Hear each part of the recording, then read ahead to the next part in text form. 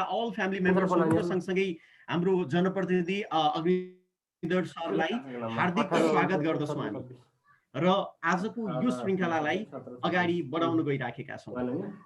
असीम sir, के छ यो जुन हाम्रो यो श्रृङ्खला पनि 10औं श्रृङ्खला हो, हामी 10औं दिनसम्म लगातार रूपमा चाहिँ प्रस्तुत भइराखेका छौँ र पहिलाका ती श्रृङ्खलाहरूमा प्रस्तुत गर्दाखेरिको कोरोना सङ्क्रमितहरूको अवस्था र अहिलेसम्म आउँदाखेरि के छ, केही थपगढ भएको चाहिँ महसुस के भइराखेको छ एउटा चिकित्सकको दृष्टिकोणमा, त्यो विचारको साथमा हामी अगाडि बढौँ।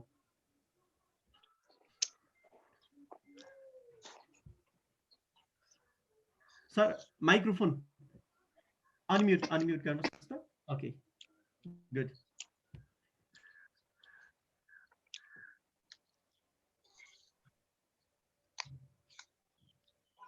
हजुर, धन्यवाद हेम सर। सम्पूर्ण हाम्रा महानुभावहरूलाई मेरो सादर नमस्कार छ। आजको यो श्रृङ्खलामा मैले जोड्न चाहेको कुरा चाहिँ अस्ति नै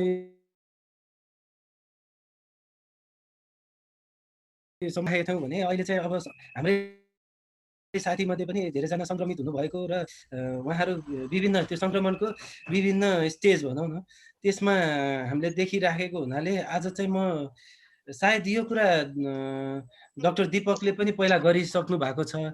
मसित एउटा भिडियो छ कि त्यो भिडियो चाहिँ एकजना हाम्रो इन्डियन प्रोफेसरले चाहिँ एकदमै 7 मिनटको छोटो भिडियो छ। उहाँले चाहिँ अङ्ग्रेजीमा केही कुराहरू भन्नुभएको, यो कसरी हुन्छ र केमा सतर्क हुने, एकदमै यो भाइरसको प्रकृति के हो र यो रोगको चाहिँ जुन हुने प्रकृति के हो र हामीले त्यसलाई चाहिँ एज अ लेम्यान हामी डक्टरको हिसाबले होइन कि हामी सम्पूर्ण समाजका नागरिकको हिसाबले यो भाइरसलाई कसरी बुझ्ने र यो भाइरसलाई चाहिँ बुझेर आफू सङ्क्रमित भएमा कसरी सतर्क रहने, जस्तै त्यसलाई बुझेपछि चाहिँ कस्तो कस्तो अवस्थामा सतर्क हुने र के उपचार हुँदो रहेछ भनेर मैले चाहिँ हजुरहरूलाई चाहिँ त्यो भिडियो देखाउँदै नेपालीमा भन्दै उहाँले चाहिँ अङ्ग्रेजीमा बोल्नु भएको छ, त्यो म्युट गरेर त्यो भिडियोमा चाहिँ साथ गर्दै हजुरहरूलाई चाहिँ बताउने प्रयास गर्छु। अब त्यसपछि केही कुरा बुझिएन भने चाहिँ पछि हामी डिस्कस गर्छौँ। यो हुन्छ नि होइन हजुर? हुन्छ, ठिक छ, शेयर गर्नु सर। धेरै जस्तो कुराहरू सुनेकै कुराहरू छ, तर एकदमै क्रमबद्ध रूपमा, जस्तै डाक्टर दीपककोमा जो हुनुभएको थियो उहाँहरूले चाहिँ यो कुराहरू सुन्नु पनि भएको छ। टाइमिङ चाहिँ अहिलेको लागि एकदमै इम्पोर्टेन्ट कुरा छ होइन। समय, यो सङ्क्रमण कहिले सुरु हुन्छ, त्यो सङ्क्रमण सुरु भएपछि लक्षण कसरी सुरु हुन्छ, त्यो लक्षण सुरु भएपछि हामीले के कुरा ख्याल गर्ने, कुन बेलामा ढुक्क हुने, कुन बेलामा चाहिँ हामी सतर्क हुने। आत्तिनु भनेको छैन है मैले यहाँ, फेरि सतर्कलाई चाहिँ आत्तिने बुझ्नुहुन्छ क्या मान्छेहरू।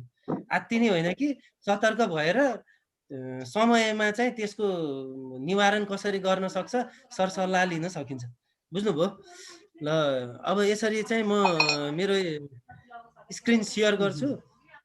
स्क्रिन सेयर गर्नलाई सायद केही कुरा चेन्ज गर्नुपर्छ होला हैन? यहाँ डाइरेक्ट गर्दै हुन्छ? डाइरेक्ट गर्दा हुन्छ हजुर। पर्दैन सर। हजुर, ओके। म लागे है त त्यतिखेर। हुन्छ सर, हुन्छ।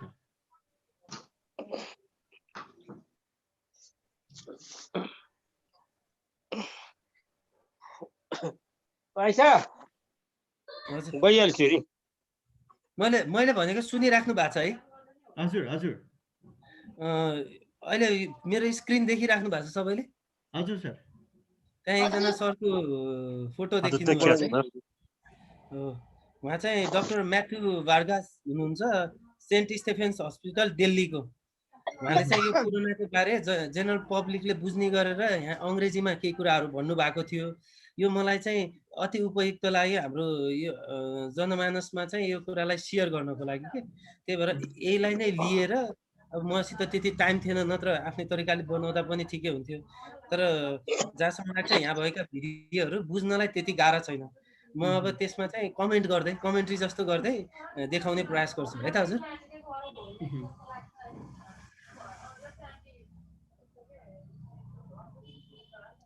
यो कोरोनाको भाइरस कोरोना नाम भएको कारण चाहिँ त्यो स्पाइकहरू देख्नुभयो नि अघि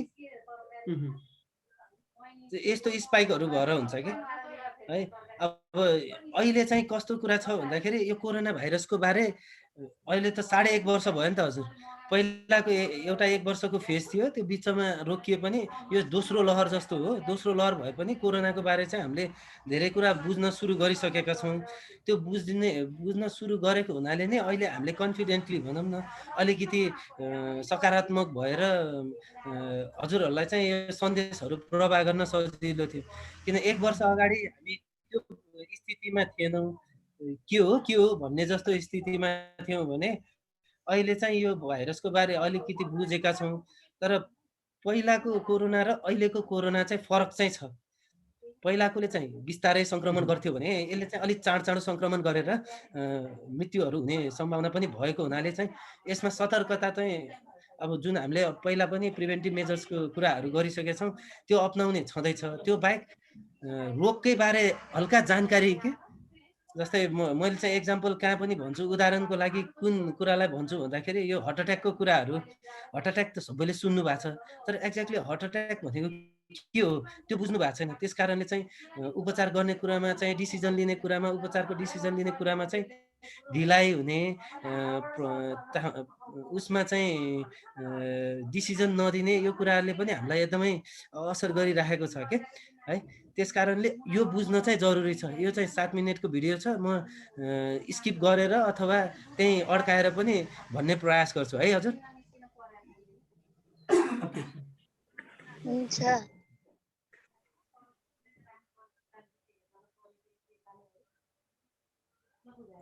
अब यो स्थितिहरू हेर्दाखेरि जस्तो भयावह जस्तो देखिन्छ, हेर्नुहोस् यहाँ डे 1 to डे 12 भनेछ।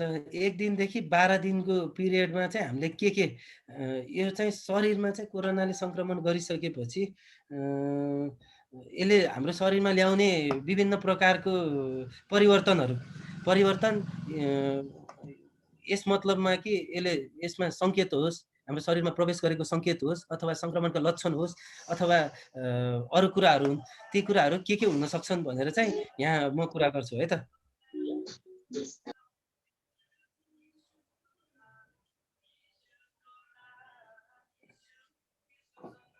अब जस्तै पहिलो दिनमा चाहिँ हाम्रोमा आउने हजुर सर साउन्डमा गएर चाहिँ क्लिक गर्नुपर्छ कि हेर्नुहोस् त हो त्यहाँ होइन उहाँको साउन्ड चाहिँ मैले सुनिरहेको छैन, मै भन्दैछु के यसलाई है। ए मेरो साउन्ड सुन्नु भएको छ नि? हजुर हजुर हो। पहिलो दिन जुन सङ्क्रमणको लक्षण हुन्छ नि, जस्तै कसैले टाउको दुख्यो भन्नुहुन्छ, कसैले मलाई खसखस आयो भन्नुहुन्छ, कसैले चाहिँ मलाई ज्वरो आयो भन्नुहुन्छ, यो कुरा चाहिँ एकदमै महत्त्वपूर्ण टाइम हो। यसमा चाहिँ यो आइसकेपछि हामीले के बुझ्नुपर्छ भन्दाखेरि हामीभित्र कोरोनाको भाइरसले प्रवेश गरिसकेको छ कि भनेर चाहिँ यो पहिले बुझ्दा हुन्छ। तर कहिले भन्ने कुरा चाहिँ अस्ति पनि डाक्टर दीपकले भनिसक्नु भएको छ, यो 3 दिनदेखि 5 दिन अगाडि अथवा यो 3 दिनभित्रमा चाहिँ त्यो प्रवेश गरेर तपाईँलाई त्यो सिम्पटम्स आउनलाई चाहिँ 2-3 दिन, त्यसलाई इन्क्युबेसन पिरियड भन्छ। जस्तै प्रवेश गरिसकेपछि लक्षण ल्याउनलाई एउटा समय लिन्छ क्या त्यो भाइरसले। त्यो समयलाई चाहिँ हामीले एकदमै ख्याल गर्नुपर्ने हुन्छ। अब यो पहिलो दिनको कुरा भइसकेपछि त्यसमा चाहिँ के लक्षण आउन सक्छ त भन्दाखेरि हल्का रुगा लाग्ने, मन्द ज्वरो आउने होइन, अनि त्यसपछि घाँटी खसखसाउने, थोरै कफहरू भनेको खोकीहरू लाग्ने, अनि अर्को चाहिँ जिउ एकदमै साह्रो गले जस्तो हुने, टाउको दुख्ने, जिउ गल्ने, अनि अर्को चाहिँ यो स्मेलहरू हराउने होइन, गन्धहरू हराउने। हेर्नुहोस् यो प्रवेश गर्ने हामीले अब प्रिभेन्टिभ कुरामा चाहिँ यो प्रवेश गर्ने कुरालाई चाहिँ एकदमै हामीले किन बुझ्न जरुरी छ भन्दाखेरि कोरोना भाइरस हाम्रो शरीरमा प्रवेश गर्ने छालाबाट प्रवेश गर्दैन, बुझ्नुभयो? छालाबाट प्रवेश गर्दैन, प्रवेश गर्ने ठाउँ मुख अथवा नाकबाट छिरिराखेको हुन्छ। अब त्यसरी यो अघि त्यहाँ देखिराख्नु भएको छ, त्यो कोरोना भाइरस हाम्रो शरीरमा प्रवेश गरेपछि यो कोशिकामा पुग्छ के। हाम्रो शरीर त हामी एकदमै कस्तो भन्ने लाखौँ कोशिकाले बनिएका प्राणीहरू होइन, ह्युमन सेल्स भन्छ हाम्रो अङ्ग्रेजीमा चाहिँ सेल्स भन्छ, अब नेपालीमा बुझ्दाखेरि यसलाई कोशिका भन्छ।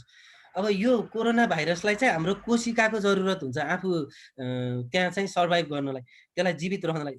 त्यस्तो कुराहरू के पाएन, त्यहाँबाट हाम्रो कोशिकाबाट चाहिँ यसलाई खान पर्ने, यसलाई चाहिने कुराहरू पाएन भने चाहिँ त्यो त्यही निमित्तान्न हुन्छ। त्यही भएर यसले कोशिका खोज्दै जान्छ। हाम्रो कोशिका भनेको कहाँको कोशिका भन्दाखेरि यो नाक र जुन मुखबाट जाने श्वास नलीतिर जाने जुन भागहरू हुन्छ, यो भागमा चाहिँ यसको जम्मा भएर त्यो भागमा चाहिँ सङ्क्रमित भएर बस्छ। अब भित्र पुगेपछि के त भन्दाखेरि भित्र पुगेपछि हाम्रो कोशिकाको आफ्नै प्रणालीहरू हुन्छन् कि, आफ्नै प्रणाली हुन्छ। जस्तै कस्तो कुरा गरौँ भन्दाखेरि अब यसरी कुरा गर्दा खै उपयुक्त हुन्छ कि हुँदैन। जस्तै नेपाल छ, नेपालको आर्मी छ भनौँ न, त्यो कोशिकालाई चाहिँ नेपाल जस्तो मानौँ। अनि यो भाइरसलाई चाहिँ बाहिरी कुनै आर्मीको उसहरू मानौँ होइन, आर्मीहरू मानौँ। त्यसले चाहिँ नेपालमा आएर हाम्रो कोशिकालाई चाहिँ बर्बाद गर्न खोजिरहेको छ भनेपछि, जस्तै देशमा आएर चाहिँ त्यसलाई कन्ट्रोल गर्नु पर्यो भने त्यहाँको सिस्टमलाई कन्ट्रोल गर्नुपर्ने हुन्छ, त्यहाँको प्रणालीलाई चाहिँ रोकिदिनु पर्ने हुन्छ होइन। यिनीहरूले यहाँबाट पानी खाइरहेको छ भने त्यो पानीलाई कट अफ गरिदिनु पर्ने हुन्छ, त्यसपछि आफ्नो बनाउनु पायो नि त। भाइरसले पनि ठ्याक्कै त्यही गर्छ। अनि त्यो गर्दै डिभाइड हुन्छ। यो चाहिँ अब धेरै बोलाउने जस्तो होइन कि त्यही कोशिकाहरूमै चाहिँ यो यसरी पलाउँछ। त्यही कोशिकालाई आफ्नो प्रणाली बनाएर त्यो कोशिका नै भाइरस जसरी यसरी उत्पादन हुन्छ। एकैछिनमा हेर्नु त भाइरस 2-3 दिनमै त्यो एउटा कोशिकाबाट यत्रो कोशिकाहरू बनेर त्यहाँ भाइरस एकदमै धेरै उत्पादन हुने काम गर्छ 2-3 दिनमै। त्यो क्रममै हाम्रो जुन शरीरमा चाहिँ यसले चाहिँ सङ्क्रमणका लक्षणहरू देखाइरहेको हुन्छ, तर त्यही क्रममा चाहिँ यो भाइरस चाहिँ त्यहाँ डिभाइड गरिरहेको हुन्छ है। अब यसरी चाहिँ भाइरस आएर हाम्रो कोशिकालाई बसिरहेपछि हाम्रो शरीरमा चाहिँ फेरि कस्तो छ भन्दाखेरि कुनै आर्मी आयो, हाम्रो देशमा चाहिँ के खलबली राखेको छ भने हाम्रो आर्मी पनि त, हाम्रो देशभित्र पनि त आर्मी हुन्छ। त्यस्तै गरेर शरीरमा पनि त्यस्ता प्रहरी र आर्मी हुन्छन् कि, त्यसलाई चाहिँ हामी एन्टिबडिज भन्छौँ। एन्टिबडिज भनेको बाहिरी कुनै तत्त्व आएपछि त्यसलाई चाहिँ अब त्योसित टक्राउ अथवा त्यसलाई चाहिँ निमित्तान्न पार्नलाई चाहिँ हाम्रो शरीरबाट चाहिँ आफ्नै प्रहरी अथवा आफ्नै आर्मीहरू प्रोड्युस हुन्छ भनौँ न, उत्पादन हुन्छ।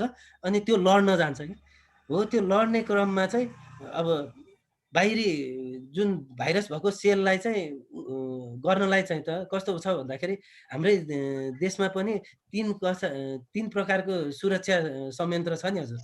सुरक्षा संयन्त्रमा तपाईँको हाम्रो आर्म फोर्स पुलिस भयो, प्रहरीहरू हुनुभयो, आर्मी छुट्टै भयो।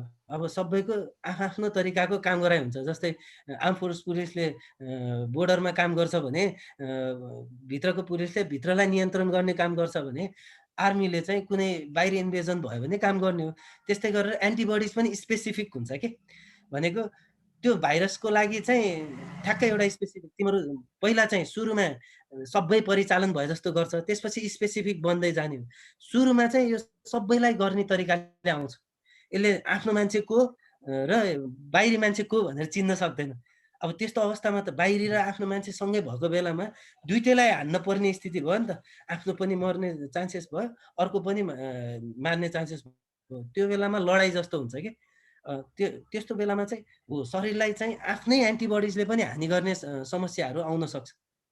अब यो क्रममा त्यो हुँदाहुँदै एकदमै मिनिमम क्षतिको साथ भनेको आफ्नो शरीरलाई चाहिँ एकदमै कम क्षतिले यसले चाहिँ बाहिरी भाइरसलाई चाहिँ निमित्तान्न पार्न सक्यो भने, त्यसले चाहिँ निमित्तान्न पार्न सक्यो भने मैले भनेको यो भाइरसलाई चाहिँ भाइरस पनि मार्ने, आफ्नो सेल्सहरू पनि मार्ने, आफ्नो भित्रको कोशिकाहरू पनि मार्ने त्यस्तो अवस्था गर्न सक्यो। यो 5 दिनको अवधिमा भन्दैछ है।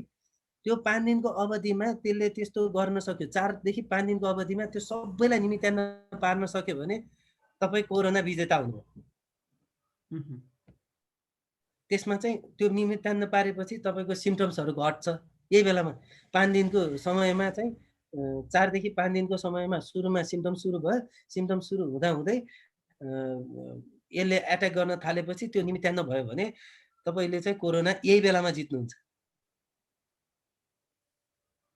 तर यो बेलामा चाहिँ अब आर्मी त प्रड्युस भइरहेछ फेरि आउँछ कि भनेर चाहिँ हाम्रो बडी रेडी भइरहेको हुन्छ कि अब 4-5 दिनपछिको हेर्नुहोस् त त्यति बेलामा गोला बारुदहरू सुरु भयो अब शरीरमा चाहिँ गोला बारुद जस्तरी सुरु भयो अब त्यसले चाहिँ साइटोकाइन्स भन्छ यो शरीरमा चाहिँ ग्यासहरू अब असुल ग्यास छोड्ने भन्छ राइफल हान्यो भनौँ बम पड्कायो भनौँ यस्तो कुराहरू छोड्ने बेलामा चाहिँ शरीरमा त्यस्ता कुराहरू उत्पादन हुन्छ है त्यो उत्पादन हुँदाखेरि शरीरलाई पनि आफ्नै तरिकाले हानि हुन्छ कि अब कस्तो हुन्छ भन्दाखेरि त्यो उत्पादन हुने क्रममा जस्तै एकदमै कम यस्ता कुराहरू उत्पादन भए शरीरमा कम उत्पादन भएर शरीरले चाहिँ त्यसलाई आफै क्लियर गर्न सक्यो भने चाहिँ हो तपाईँलाई चाहिँ अर्कोचोटि चाहिँ सिम्टम्स त्यति धेरै हुँदैन तर 4-5 दिनमा चाहिँ कहिले कहिले यो धेरै नै भयो भाइरस एकदमै धेरै नै रहेछ र मार्नलाई चाहिँ धेरै उत्पादन गर्नुपर्ने भयो भने ठुलो लडाइँ जस्तो हुने भयो नि त त्यो ठुलो लडाइँ जस्तो हुनुपर्ने अवस्थामा चाहिँ यो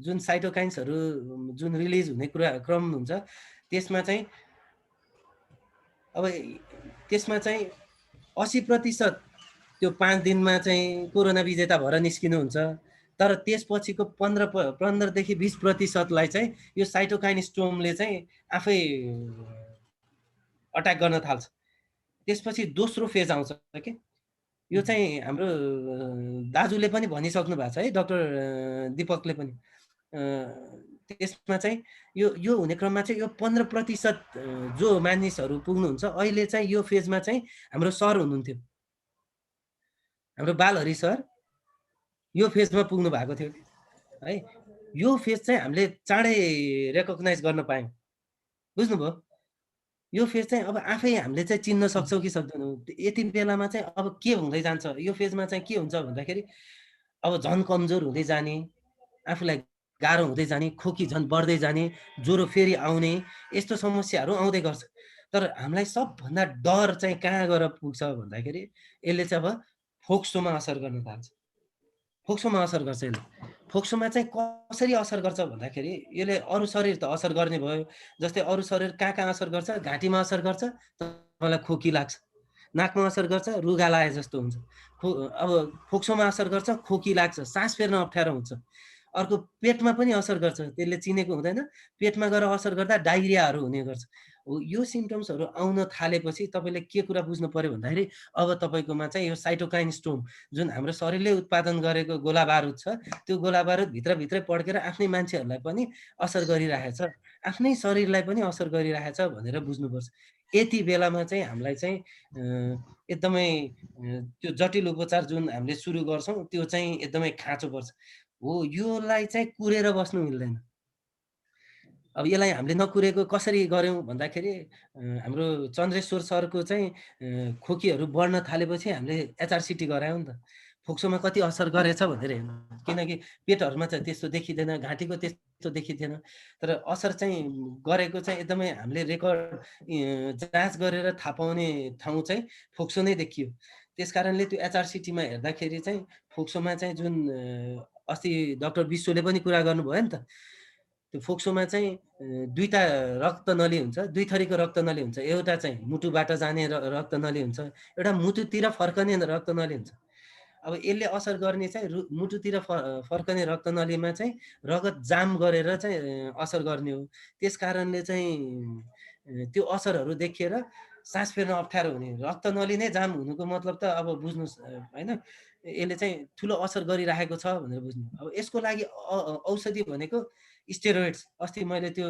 मुखबाट तान्ने दबाईहरू भने मुखबाट खाने दबाई थियो कर्टिलोन भन्ने यो चाहिँ हामीले स्टार्ट गर्छौँ त्यो स्टार्ट चाहिँ हामीले चन्द्रेश्वर सरलाई पनि गरेको थियौँ तर उहाँलाई पनि हाम्रो बालहरि सरलाई पनि गरेको थियौँ नि त अब प्रब्लम कहाँ भयो भन्दाखेरि त्यो स्टेरोइडले त्यो साइटोकाइन स्टोर्म चाहिँ रोक्छ तर रगत जमेको कुरालाई चाहिँ जुन रक्तनलीमा रगत जमेको कुरालाई चाहिँ त्यति रोक्न पाउँदैन त्यो रोक्न नपाएपछि चाहिँ के भयो भन्दाखेरि त्यो रगत पातलो गर्ने दबाई चाहिँ चाहिने स्थिति भयो त्यही भएर अर्को उपचार भनेको रगत पातलो गर्ने दबाई हो कि जुन हस्पिटलमा जुन उपचारार्थ हुनुहुन्छ उहाँलाई चाहिँ त्यही दुईटा दबाई दिने हो एउटा रगत पातलो गर्ने दबाई एउटा चाहिँ यही स्टेरोइड जसले चाहिँ यो साइटोकाइन स्टोर्मलाई चाहिँ रोक्ने काम गर्छ यो दुईटा औषधि चाहिँ चलाउन चाहिँ फेरि यतिकै घरमा चलाउन मिल्दैन।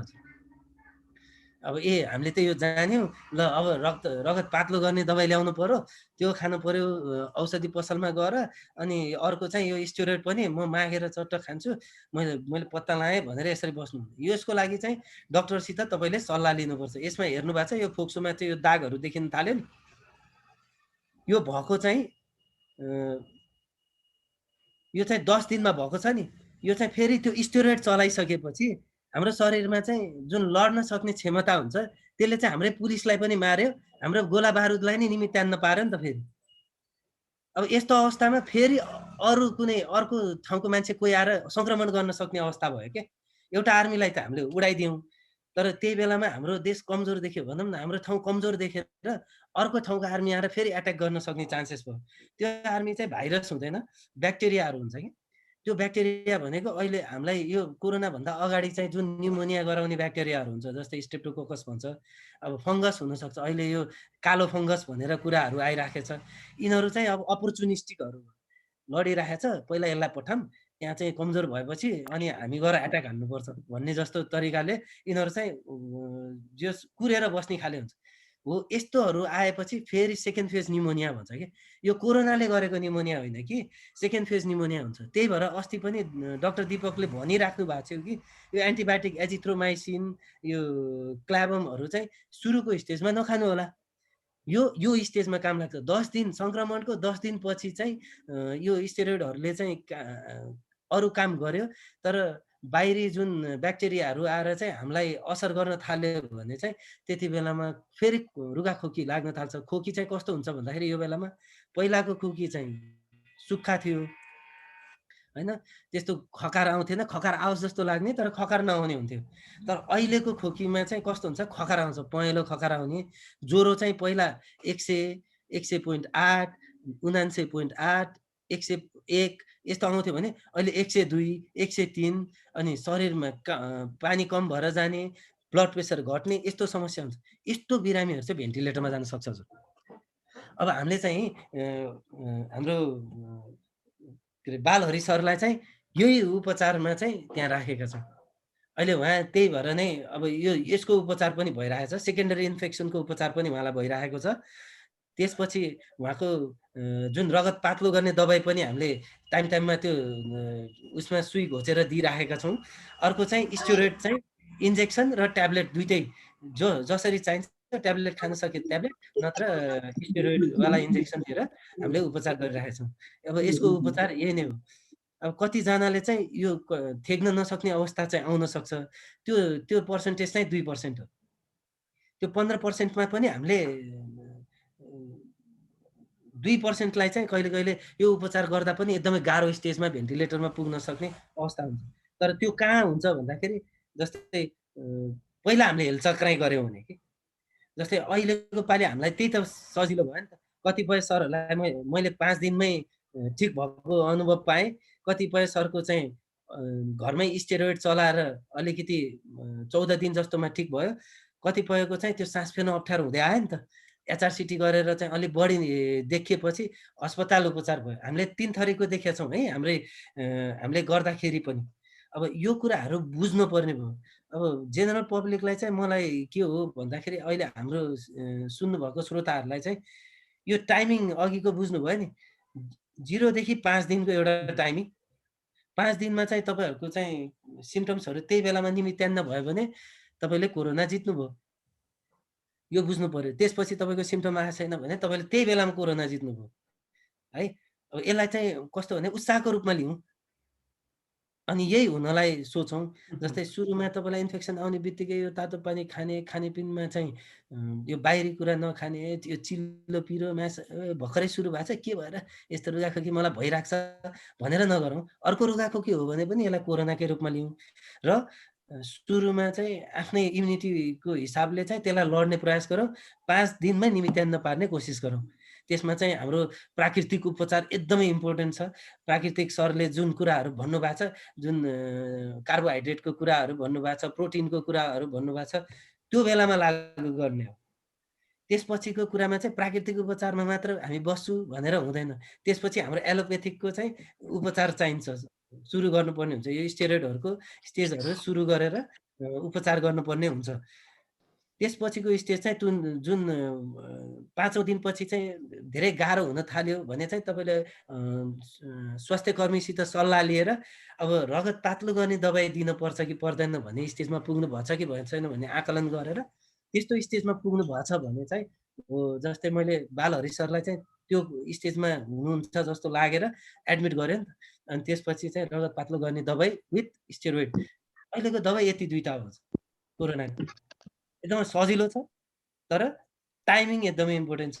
यो कुरालाई चाहिँ अब पब्लिक सामु चाहिँ अलिकति पुर्याएर अब आफू कुन स्टेजमा छु पत्ता लगाउन सकिन्छ कि सकिँदैन भने डक्टरसित परामर्श लिइहाल्ने हो। अब होइन मैले चिने भनेर भन्दा पनि परामर्श लिएर अनि जस्तै हामीलाई चाहिँ कतिपय कुराहरू हेरेर थाहा हुन्छ। मैले सुरुमा चाहिँ पहिलाको उसमा इन्टरभ्यूमा चाहिँ बालहरि सर बोल्दाखेरि चाहिँ उहाँलाई सास प्रश्वासमा अलिक गाह्रो भइरहेछ भन्ने चाहिँ त्यति बेला पनि अनुभव गरेको थिएँ। देख्दाखेरि कम्पेरिटिभली पनि हेरिएको थियो नि त। हाम्रो 2जना धन सर र बालहरि सर त्यति बेलामा हुनुहुन्थ्यो। त्यति बेलामा चाहिँ हामीले धन सरलाई चाहिँ अलिक फ्रेसै पाएको थियौँ। चन्द्रेश्वर सर त्यति बेलामा चाहिँ उत्रिँदै हुनुहुन्थ्यो। बालहरि सर चाहिँ इनिसियल स्टेजमा तर अब उहाँको चाहिँ त्यो डाइटिङहरूमा चाहिँ अब के कुराहरू चाहिँ प्रपरली हामी पहिले सुरुमै जोड्न पाएनौँ। तर बिचमा जोडे पनि जस टाइममा हामीले चाहिँ त्यो कुराहरू चाहिँ भेटाएर उपचार गर्न पायौँ। त्यही भएर नै अहिले उहाँ चाहिँ जस अक्सिजन लाउन पर्ने स्टेटमा त हुनुहुन्छ तर जस त्यो भेन्टिलेटरमा जानु स्टेजमा चाहिँ हुनुहुन्न। त्यही नै अब हाम्रो लागि खुसीको कुरा छ। अब यो कुरा चाहिँ आई थिङ्क अहिले बालहरि सर पनि त्यहाँ आउँछु भन्नुभएको थियो, जुड्नु भएको छ कि छैन। अब अनुभव चाहिँ चन्द्रेश्वर सर, बालहरि सर अब सबैले अब यही कुरालाई राखेर तपाईँले चाहिँ के कुरा मिल्यो के कुरा मिलेन यसो अलिकति राखिदिनु भयो भने अब अर्को पालि डिस्कसन गर्न अझै सजिलो होला होइन हजुर?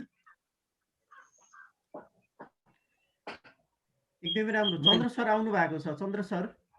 हजुर सर, नमस्कार सबैजनालाई। मैले यो स्क्रिन चाहिँ अफ गरे है।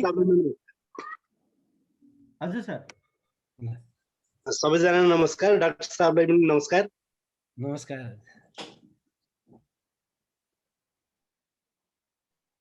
अनि म चाहिँ अहिले एकदमै फ्रेस भएको फिलिङ गरेको छु।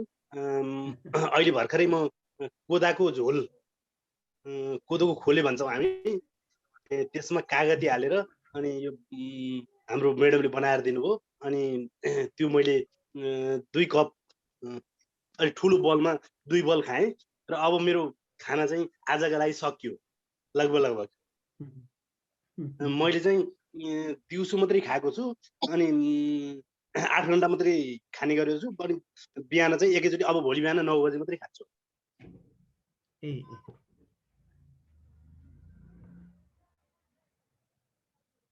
अनि सुत्दाखेरि म प्रायः जसो म घोप्टो परेरै सुत्ने गरेको छु डाक्टर असिमको सल्लाहले।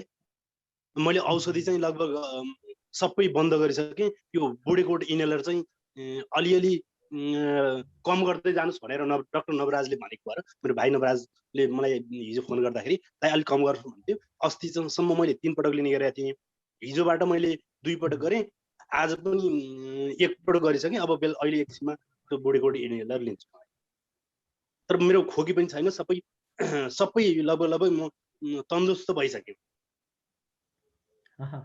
एकदमै राम्रो, खुसीको कुरा।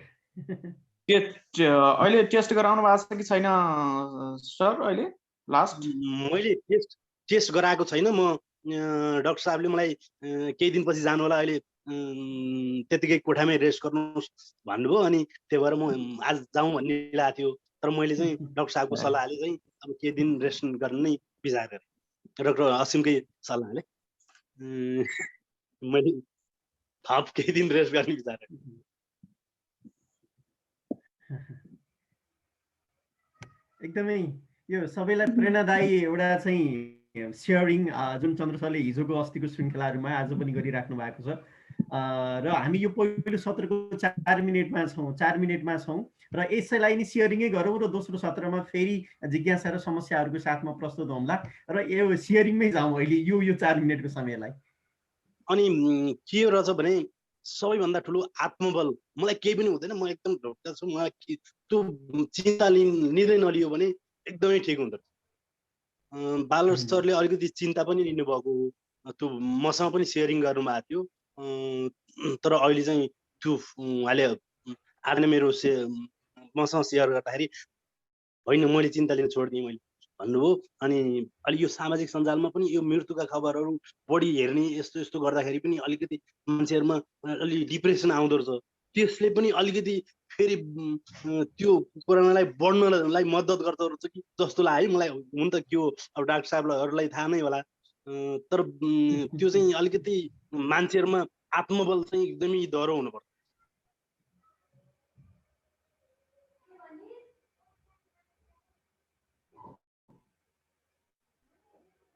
यो सरले कतिौं दिनको दिन चाहिँ आइडेन्टिफाई गर्नुभयो, विशेष गरी हुन्छ नि त्यो पिसिआर चाहिँ टेस्ट गर्ने सिलसिलामा कतिौं दिनको दिन यो दिनदेखिबाट मलाई चाहिँ हल्का चाहिँ सिम्पटम्सहरू थियो भनेर कतिौं दिनमा आएर आइडेन्टिफाई भयो सर? यो सेयरिङै गरौँ यहाँ चाहिँ सुनौ भनेर।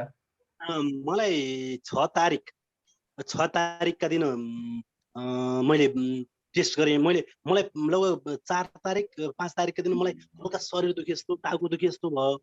तर मैले त्यो सुरुका दिनमा मैले चाहिँ त्यस्तो फिलिङै गरेको थिइनँ। अनि मलाई टाउको दुखेपछि म छुट्टै कोठामा बसेको थिएँ। फेरि मैले त्यो हल्का टाउको दुखेपछि म छुट्टै कोठामा बसेँ र छोरीले पनि रुवा लाग्यो भनेपछि छोरी पनि छुट्टै कोठामा बसिन्। अनि होइन अनि भोलिपल्ट बस्यो। अनि पर्सिपल्ट चाहिँ होइन यस्तो बस्नु भएन भनेर छोरी र म चाहिँ हामी सिसुवाको लेखनाथ महानगरपालिका, पहिला लेखनाथ महानगरपालिका हुँदाखेरिको त्यो वडा कार्यालय छ, अहिलेको वडा कार्यालय, त्यो वडा कार्यालयमा गएर हामी पिसिआर दियौँ। अनि त्यहाँ पिसिआर दिइसकेपछि हामी चाहिँ एकदमै सुरक्षित भएर घरका परिवारका सदस्यहरूले सबैले एकदमै सेफ्टी हिसाबले सेनिटाइजर युज गऱ्यौँ। अनि साबुन चाहिँ एकदम प्रशस्त युज गऱ्यौँ र मास्क चाहिँ सबैजनाले घरमा सबैजनाले प्रयोग गऱ्यौँ। हामी सुरक्षाका मापदण्ड सकभर हामीले जानेसम्म। अनि बाहिरबाट ल्याएका तरकारीहरूलाई पनि नुनमा अलिक प्रशस्त नुनमा राखेर मात्रै घरमा भित्र्याउने गऱ्यौँ। र साथीभाइहरूले पनि एकदमै मद्दत गर्नुभयो। कतिपयले मलाई मासु ल्याइदिने भन्नुभयो। बालर सरले मासु खानुभयो। म त अलि हल्का खाइराख्ने मान्छे हो, तर बालर सर कहिले पनि नखाने मान्छे, यो बेला खानुपर्छ भनेर कतिपयले सल्लाह दिनुभएको छ। अनि उहाँले चाहिँ यो मासु खानुभएको छ। तर पनि त्यसले पनि थोरै समस्या पार्यो कि भन्ने लाग्छ मलाई बालर सर। अनि मैले चाहिँ एक दिन मात्रै खाएँ। अनि तर मैले चाहिँ सुप खाएँ। अनि मलाई पछि त्यो मासु पनि खाइनँ मैले। साथीहरूले पठाए पनि मैले त्यो मासु नै प्रयोग गरिनँ। 3 दिन ल्याइदिनु भयो साथीहरूले, तर 2 दिन चाहिँ हामी प्रयोग गरेनौँ मासु। एक दिन मात्रै मैले प्रयोग गरेँ। भनेको चाहिँ खसीको मासु खानुभयो कि चिकन कि mutton sir? Chicken, local chicken ल्याइदिनु भयो साथीहरूले। दुईटाले साथीहरूले, पत्रकार महासङ्घको साथीले र यो आदिवासी जनजाति राष्ट्रिय महासङ्घको केन्द्रीय उपाध्यक्षले चाहिँ दुईजनाले कुखुराको मासु ल्याइदिनु भयो। अनि मेरो बहिनीले चाहिँ खुट्टाको सुप खाने भनेर खुट्टा ल्याइदिनु भयो। तर मैले खुट्टाको सुप मात्रै खाएँ। अर्को त्यो यो हाम्रो जुन डाक्टरसँग परामर्शको कार्यक्रमले हामी सङ्क्रमितहरूलाई यति धेरै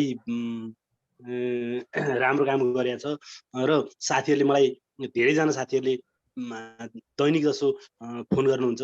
आज पनि मलाई काउखोलाबाट एकै घरका परिवारका सदस्य 6 जनालाई लागेको छ। खिमप्रसाद लामिछाने हुनुहुन्छ। उहाँले मसँग धेरै कुराहरू सेयरिङ गर्नुभयो। अनि मसँग उहाँसँग रेगुलर सम्पर्क भइरहेको थियो। अनि हाम्रो अहिले दुर्गा म्याडम आउनुभयो। दुर्गा म्याडमसँग पनि मेरो निरन्तर सम्पर्क भइरहेछ। यस्तै अन्य धनवस्मित भाइ, धनविक भाइ, यस्तै उहाँहरूसँग म निरन्तर रूपमा सम्पर्कमा छु। र चाहिँ यो आत्मबल बढाउनुपर्छ भन्ने म सबैलाई सजेसन दिन्छु। र उहाँहरूले आत्मबल बढाउनु भएको पनि छ। र मेरो अनुभव र उहाँहरूको अनुभव, हामी सबैको अनुभव हामी आदान प्रदान गरेका छौँ। त्यो भूमिका चाहिँ खेल्न हाम्रो डाक्टर असिमले पनि महत्त्वपूर्ण भूमिका खेल्नु भएको छ। उहाँले गर्दाखेरि नि अरू साथीहरूसँग सम्पर्क पनि भएको छ। एकदमै मिठो सेयरिङ। सबैलाई आत्मबल बढाउँछ यस्तो यी कुराहरूले। र सम्पूर्णलाई आफ्नो भिडियो अन गरिदिनुहोस् कृपया। यो रेकर्ड भइराखेको छ, हामी युट्युबमा फाल्छौँ। र तपाईँको माइक्रोफोन भने चाहिँ म्युट गरिदिनुहोस् है। र भिडियो चाहिँ अन गर्नु होला। एउटा प्रश्न मैले डाक्टर साहबलाई प्रश्न जोडेँ। चन्द्र सर केही छ सेयरिङ, अझै कुराहरू केही छ कि मैले एउटा प्रश्न जोडौँ सरलाई? यिनै हुन् डाक्टर साहबले मलाई जुन सल्लाह दिनुभएको छ त्यही अनुसारले म दैनिक काम दैनिक जसो म आफूलाई स्वास्थ्य लाभ गरिरहेको छु। अगाडि डाक्टर साहबले भन्नुभएको थियो 5औं दिनमै त्यो भित्रका बाहिरबाट जहाँ चाहिँ इन्डियाका सेनाहरू नेपालभित्र छिरे आक्रमण गर्न थाले। नेपालका 3वटा जुन चाहिँ एउटा चाहिँ हाम्रो जुन एउटा सुरक्षा फोर्स छ नि, आर्मी अनि गएर आर्म्ड पुलिस फोर्स र यो पुलिस फोर्सले लडे। 5 दिनका दिनै त्यो निमिटान्न पारेर तिनीहरूलाई चाहिँ इन्डियातिर फर्काइदिए। तर त्यो 5 दिन पछाडि पनि कतिौं दिनसम्म चाहिँ टेस्ट गर्दाखेरि PCR रिपोर्ट चाहिँ पोजिटिभ देखिन्छ सर? हो, एकदमै सही प्रश्न छ के यो। यस्तो हुन्छ, सबैजना उतै फर्केला भन्ने छैन, यतै पनि अलिअलि लुकेर बसेका हुन सक्छ। अब त्यसरी विचार गरौँ हैन। हाम्रो जस्तै के हाम्रो शरीरलाई चाहिँ यस्ता भाइरसहरूले चाहिँ एट्याक गर्नलाई एउटा जस्तै आर्मी 10 जना मात्र पठाएर त हुँदैन नि त। 3000 चाहिएला, 4000 चाहिएला। त्यो 4000 जनामा चाहिँ हामीले कतिलाई उस गरौँ, कति डराएर भाग्लान् हैन। अनि 10 जना जति लुकेर बस्ने हुन सक्छ नि। त्यो गर्ने बेलामा चाहिँ त्यस्ता लुकेर बसेकाहरू चाहिँ हुन सक्छ। तर त्यसले चाहिँ असर चाहिँ गर्न सक्दैन नि त। लुकेर बसेकोले असर गर्छ र गर्दैन। अब यसरी बुझ्दाखेरि अझ सजिलो होला भन्छु।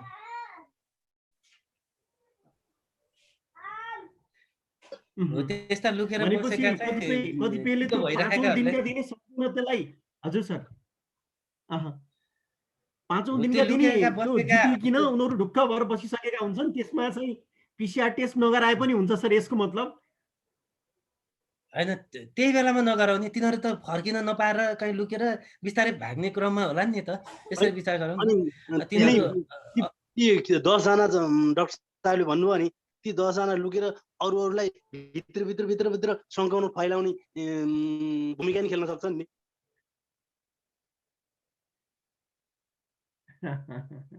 हजुर। यसको मतलब त्यसको पछाडि पनि आफू ठिक भयो जिते भन्ने भए पनि त्यो केही चाहिँ डाउट लागेको छ भने सकेसम्म PCR टेस्ट गराउँदा राम्रो हुन्छ भन्ने चाहिँ कुरा हो सर। मैले चाहिँ त्यही भएर PCR मा चाहिँ तुरुन्तै फोकस नगरौँ भनेको कारण चाहिँ त्यो हो। त्यो 10 जनाको कारणले चाहिँ यो रहेछ नि यहाँ त भनेर डराइराख्नु पर्ने स्थिति आयो नि त। अर्को भएर बस्नु पर्ने स्थिति हुन सक्छ। त्यसले चाहिँ फेरि अर्को मानसिक तनाव हुन सक्छ। त्यो तनाव भनेको फेरि कस्तो भन्दाखेरि यो फेरि वनको बाघ र मनको बाघवाला कुराहरू सुरु हुन्छ कि। केही पनि सोच्नु न, भुइँचालो आयो गयो, घर भत्किसक्यो, मान्छेहरू उस भइसक्यो। तर 2 वर्षसम्म मान्छे उपचारमा छन्। हामीले यस्ता कुराहरू सबै सोचेर उपचार गर्नुपर्छ कि। त्यो हिसाबले पनि एउटा सीमित समय छ। तिनीहरू पोजिटिभ देखिन सकिने उपचार भइसकेर निको भइसकेर पनि त्यो सीमित समयलाई पनि किन टाइम दिने? त्यसमा आराम गरेर बस्ने, पहिला भएको कुराहरू म ठिक भएँ भनेर बस्ने, आराम गर्ने। अनि एउटा टाइम हुन्छ, 7 दिन होला, 8 दिन होला, 14 दिन होला, त्यसपछि लिने। अनि झन् ओहो अब चाहिँ भयो भनेर आरामले बस्ने। किन र? अरू कुरा धेरै नसोच्नु। यसमा चाहिँ त्यो छैन छ भन्ने कुरा भन्दा पनि आफ्नो मनोबलको पनि कुरा छ के। अब त्यस्तो कुराहरू चाहिँ भनिहाल्यो नि। हामीले भुइँचालोको बिरामीहरू मैले आफैले 3 वर्ष 4 वर्षसम्म ट्रिट गरेछु।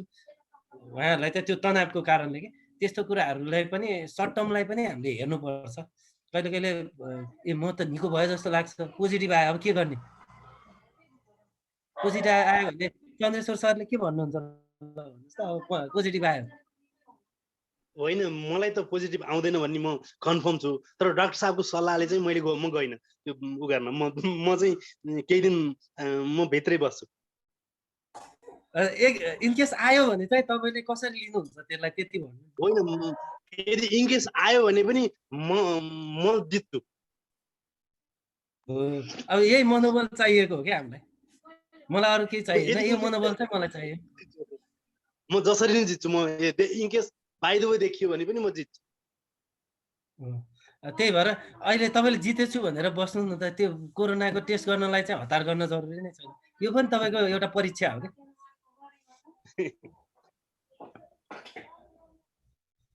मैले जितिसकेँ, मलाई नेगेटिभ आइसक्यो भनेर बस्नुहोस्, त्यसै नेगेटिभ आउँछ अब। त्यही एउटा चाहिँ अब मनोबल पनि टोटल्ली पोजिटिभ लेभलमा ल्याएपछि अनि बल्ल त्यसलाई नेगेटिभ पार्ने। मनोबल चाहिँ टोटल्ली अप भएर बस्नुपर्छ। के भयो होला अब सोच्ने होइन कि भइसक्यो भनेर सोच्नु पर्यो कि त्यो तपाईँको परीक्षा हो अहिलेलाई। डाक्टर साहबलाई मैले एउटा कुरा सोध्न चाहेँ। अहिले यो इन्डियामा अगाडि हजुरले पनि कुरा निकाल्नुभयो ब्ल्याक फङ्गसको बारेमा, निकै के अरे महामारी नै भनेर पनि 2टा राज्यमा भनिसकेको रहेछ, 700-200 जना मरिसके भन्ने जस्तो कुरा आयो। त्यो चाहिँ खास कोभिड भइरहेको अवस्थामा हो कि आफ्टर कोभिड हो डाक्टर साहब यो फैलिने सम्भावना बढी भएको? होइन, त्यही त मैले भने नि यो चाहिँ अपर्चुनिस्टिक भन्छ कि अर्का एउटा ठाउँमा चाहिँ लडाइँ भइरहेछ। अब जस्तै लडाइँ भइरहेको ठाउँमा चाहिँ अब त्यहाँ खानेकुरा भएन, उस भएन, बेच्न जानेहरू हुन्छ नि। यसरी हेरौँ न, त्यसमा त त्यसले अब व्यापार गर्न खोजे जस्तो हुन्छ। अब त्यो फङ्गसहरू भनेको हाम्रो शरीरमा पहिलेदेखि नै हुनसक्छ, तर त्यसले केही गर्न सकिरहेको हुन्छ, एकदमै कमजोर भएर बसिरहेको हुन्छ, तर हाम्रो शरीरले चाहिँ त्यसलाई दबाएर राखिरहेको हुन्छ। अब यो भाइरस आएर लड्यो, हाम्रो इम्युनिटी त एकदमै कम बनाइदियो।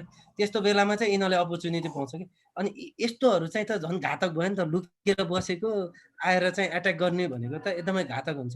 अब यसलाई कसरी बुझ्न सक्नुहुन्छ भन्दाखेरि यिनीहरूलाई चाहिँ त्यही भएर कस्तो भने चान्स पाएको बेलामा डान्स गर्ने भन्छ नि। यिनीहरू यस्तो खाले हुन् जसले चाहिँ अर्कोलाई चाहिँ फेरि चान्स पाए भने निमित्तान नै पार्छन् कि। त्यही भएर त्यो चान्स पनि नदिनलाई चाहिँ हामीले कतिपय उपचारहरू सुरु गरिसकेको हुन्छ। जस्तै एन्टिबायोटिकको कुरा त्यहीँबाट आउँछ। जस्तै ब्याक्टेरियाहरू पहिला निमोनिया त हाम्रो पहिला पनि हुन्थ्यो नि त। यो कोभिड निमोनिया पो फरक कुराको थियो। अब यो कोभिड भएको बेलामा, निमोनिया भएको बेलामा पनि अर्को निमोनियावाला ब्याक्टेरिया पनि आएर हामीलाई इन्फेक्सन गर्यो भने हामीलाई चाहिँ दुईटाले एकैचोटि प्रेसर गर्न थाल्यो, दुईटाले एकैचोटि सङ्क्रमण गर्यो भने त त्यति बेलामा हामी झन् कमजोर हुने, हाम्रो स्वास्थ्य चाहिँ झन् गडबडीमा जाने यस्तो अवस्था त रहने भयो नि त। हो, यो अवस्थालाई नरहनलाई नै यो यस्तो अपर्चुनिस्टिक इन्फेक्सनहरूलाई चाहिँ हामीले निमित्तान पार्ने पर्छ। तर अर्को यो ब्ल्याक फङ्गसवाला कुरा चाहिँ अब कहाँबाट आयो भन्ने कुरा चाहिँ अहिले ठ्याक्कै भन्न गाह्रो छ कि। जस्तै यो पहिले दिन अगाडि चाहिँ हाम्रो वातावरण एकदमै बिगार भइरहेको थियो नि। अब मेरो यो पर्सनल फिलिङ मात्र हो है, यो यसमा कुनै आधिकारिकता छैन। तर त्यति बेलामा यो जङ्गलहरू जलाउँदाखेरि उडेर आएको भन्नुहुन्छ नि उहाँहरूले, जङ्गलहरू जलेको, त्यही भएर त्यो धुवाँहरू भएको भन्नुहुन्छ। त्यति बेलामा त्यो जङ्गलहरूतिर भएको कुराहरू आएर त्यो फङ्गस भनेको ढुसी हो क्या। सिम्पल, तपाईँले एउटा भात कसौडीमा यत्तिकै चिसो बनाएर छोडिदिनु भयो भने त्यो ढुसी हुन्छ नि। त्यो ढुसी चाहिँ हाम्रो फोक्सोको लागि चाहिँ एकदमै डेन्जर हुन्छ। त्यस्तो अब यो म्युकोरमाइकोसिस भन्ने चाहिँ फोक्सोमा पुगेपछि हामीलाई सास प्रश्वासमा एक किसिमको खराबी ल्याउने हुनाले त्यसको कारणले मृत्यु हुन सक्ने सम्भावना चाहिँ छ। तर यसलाई कोभिड चाहिँ भन्न पाइएन। त्यो फङ्गल इन्फेक्सन भयो, अपर्चुनिस्टिक इन्फेक्सन भनेको हो।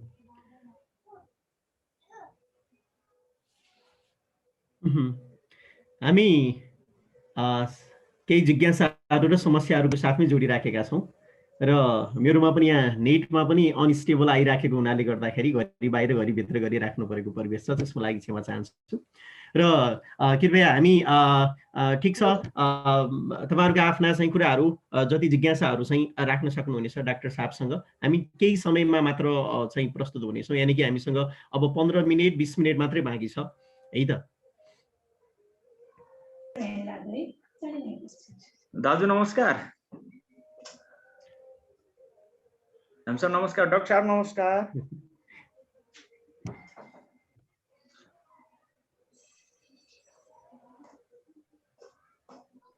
हजुर आछ, हजुरको साउन्ड आछ, बोल्नुहोस् त, बोल्नुहोस् हजुर।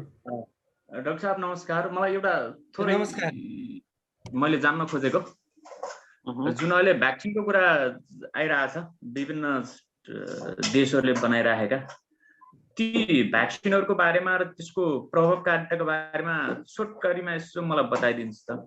मैले कुनै कुनै न्युजहरूमा BBC न्युजहरूमा पनि के देखेँ भने यो एकपटक लागेर मात्र हुँदैन, लाई जसरी हामीले चाहिँ रुवाखोकीको आपतकालीन रूपमा जुन भ्याक्सिनहरू लगाउँछौँ त्यो जसरी नि वर्षै पछि लगाउनु पर्ने जस्तो समाचारहरू पनि आछ। खासमा के होला यो एकपटक मात्रै लगाएपछि वा हामीले जुन 2 डोज भनिरहेको छौँ नि अहिले, त्यो 2 डोज लगाएपछि जीवनभरि लगाउन नपर्ने हो कि फेरि 6 महिनापछि वा अर्को 1 वर्षपछि लगाएर पर्ने, कस्तो कस्तो होला डाक्टर साहब? यसको बारेमा थोरै जानकारी दिनुहोस् न। यो एकदमै राम्रो प्रश्न एउटा, अनि यो मेरो पनि प्रश्न हो। फेरि अर्को चाहिँ जटिल छ। अब यो भ्याक्सिन चाहिँ यस्तो छ, भ्याक्सिन चाहिँ संसारभरि सबैभन्दा उत्पादन गर्ने देश पहिलेदेखि नै अब अमेरिका नै हो। अब अमेरिकामा पनि 2-3टा कम्पनीहरू छ। अहिलेको पालि यो कोभिडको पालि चाहिँ यस्तो चाँडो भ्याक्सिन उत्पादन भएको रेकर्ड चाहिँ सायद पहिलाको इतिहास छैन के मेडिसिनको हिस्ट्रीमा। अब त्यही भएर यो चाहिँ अब कस्तो छ भन्दाखेरि त्यो टेस्टहरू पनि जस्तै यो चाँडै आउनुमा पनि एउटा के भन्ने, अब यसलाई चाहिँ रहस्यमय छ के।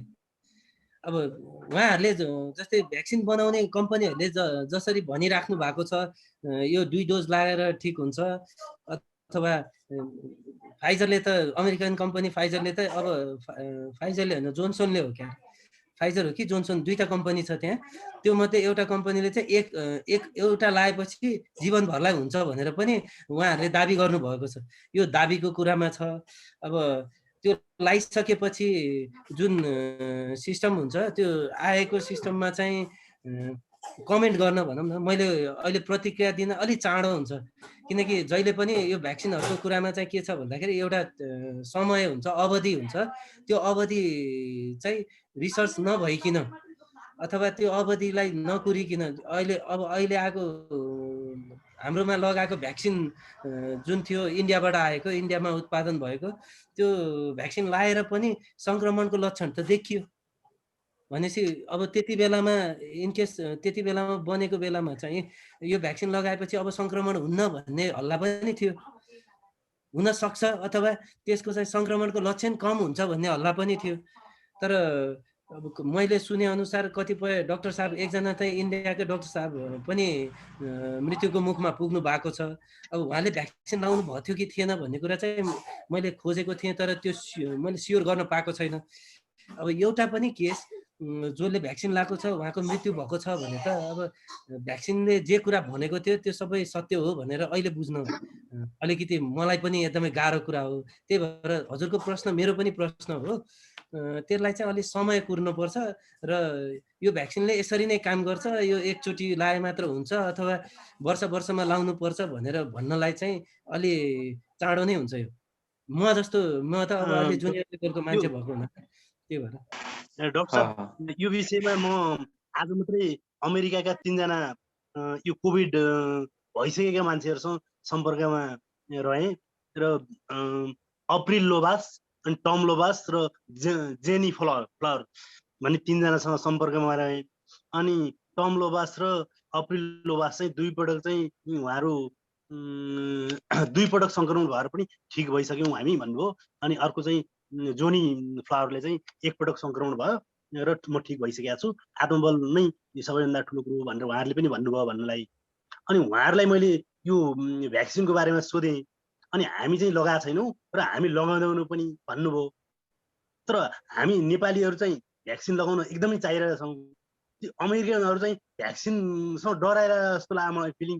के हो यो अमेरिकनहरू चाहिँ अलि उहाँहरूसँग मेरो लगभग 3जनासँग मेरो 1 घन्टाको कुराकानी भएको थियो आज। अब त्यही त यो कुरा गर्दाखेरि हजुर, यो कुरा गर्दाखेरि मैले पनि भ्याक्सिन लगाएको छैन कि तपाईँलाई यथार्थ भन्नुपर्छ हैन। तर डाक्टर साहब सुन्नु न, युरोपतिर त प्रभावकारिता एकदमै राम्रो भयो भन्ने खालको कुराहरू आइरहेछन्। जस्तो युरोपबाट म प्रभावकारिता त राम्रो छ, प्रभावकारिता एकदम राम्रो भयो भन्ने कुरा आयो। त्यो भएर फेरि हाम्रोमा पनि त्यो भ्याक्सिन लाउनेको संक्रमण दर त अलिकति कम छ भने जस्तो सुन्नमा आएको छ। कस्तो हो डाक्टर साहबलाई अलि जानकारी छ होला? अब त्यही त नि, यो चाहिँ अब डाटा पछि निस्किन्छ कि अहिले भन्न चाहिँ एकदमै अर्ली हुन्छ। जस्तै हामी डक्टर भएको नाताले हजुरहरूले बाहिरी कुरा सुनेर जसरी कुरा गर्न सजिलो छ, हामी डक्टर भएको नाताले चाहिँ हामीलाई चाहिँ यस्तोमा चाहिँ डाटा नआइकन प्रत्यक्ष साँच्चै भएको के छ भन्ने थाहा नभइकन प्रतिक्रियाहरू दिन चाहिँ अलिकति प्रब्लम हुन्छ। जस्तै मैले अहिले तपाईँलाई भनिहालेँ कि मैले भ्याक्सिन लगाएको थिइनँ, तर त्यो भ्याक्सिन किन लगाएको थिइनँ भनेर भन्नुहुन्छ भने मलाई चाहिँ त्यो भ्याक्सिन आउने बेलामा मैले त लाउनु पाउने मान्छे थिएँ नि त, तर मलाई त्यो भ्याक्सिन ठ्याक्क लाउने दिनको अघिल्लो दिनमा चाहिँ कोरोना संक्रमण भयो कि अघिल्लो पालि। अब मैले त्यो फर्स्ट डोज लाउन पाइनँ।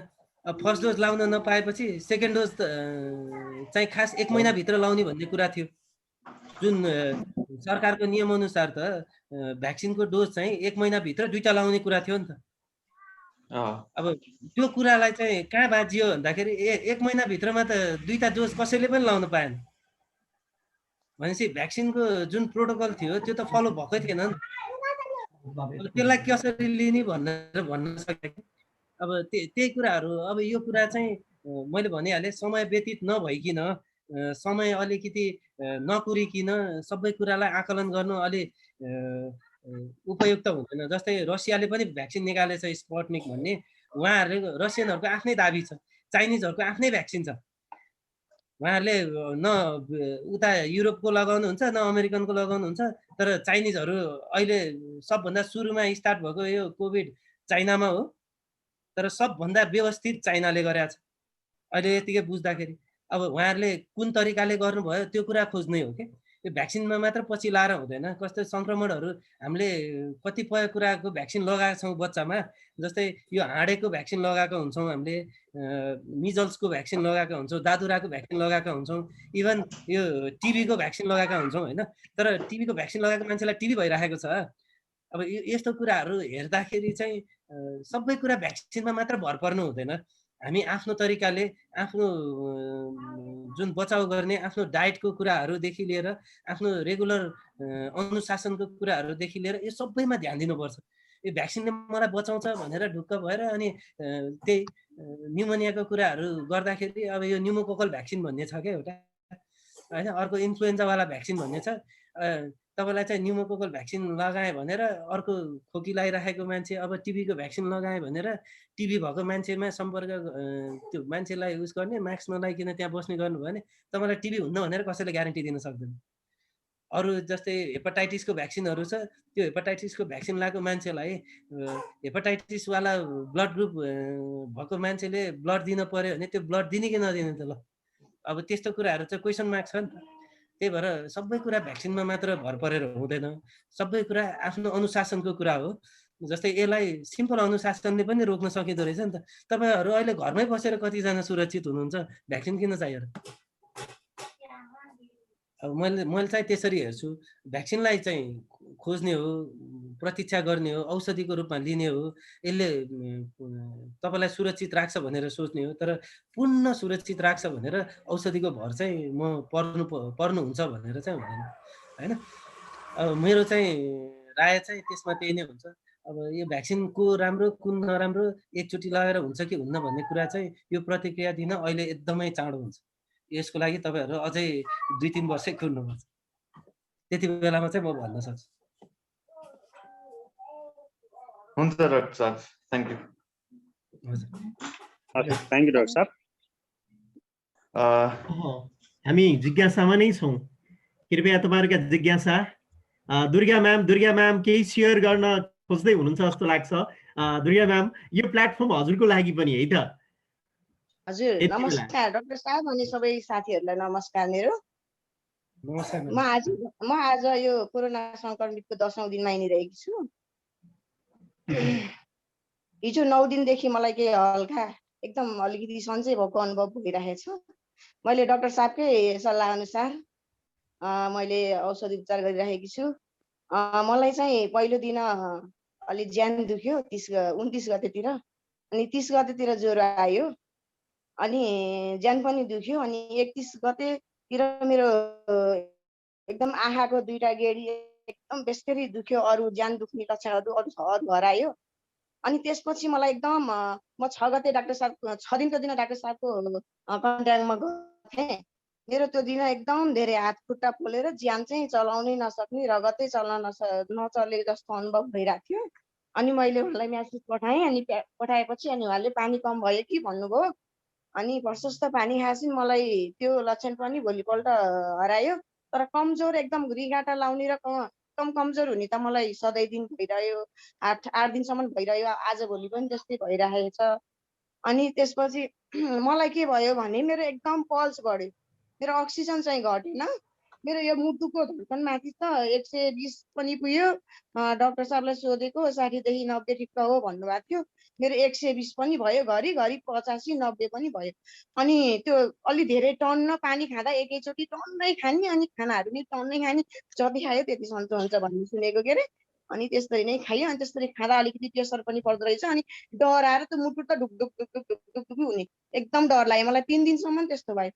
अनि फेरि मैले भने डाक्टर साहबलाई भनेपछि उहाँले मलाई 2 चोटिसम्म उहाँले आफैले भाइबरमा कल गरेर धेरै बेर सम्झाउनु भयो। अघि उहाँले भनेका कुरा सबै मलाई भन्नुभयो।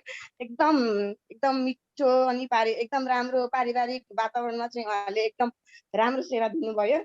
अनि मलाई आधी सन्चो भयो क्या। मलाई त्यहाँबाट नि आधी सन्चो भयो कि म अब एकदम जटिल अवस्थामा पुगेँ भने पनि जसरी डाक्टर साहबले बताउनुहुन्छ अनि एकदम हो पायो। अनि म चाहिँ हिजो बिहानदेखि म एकदम फ्रेस छु। अहिले अन्तिममा लेखिदिएको भनिदिएको डाक्टर साहब भनिदिएको औषधि खाइरहेको छु। त्योभन्दा अगाडि खाएका जिनशक्ति अनि भिटामिन सी अनि खोकीको औषधिहरू मेरो लगभग सिद्धि नलागेको छ। मैले म्यासेज पठाएको थिएँ, उहाँले हेर्नु भएको छैन।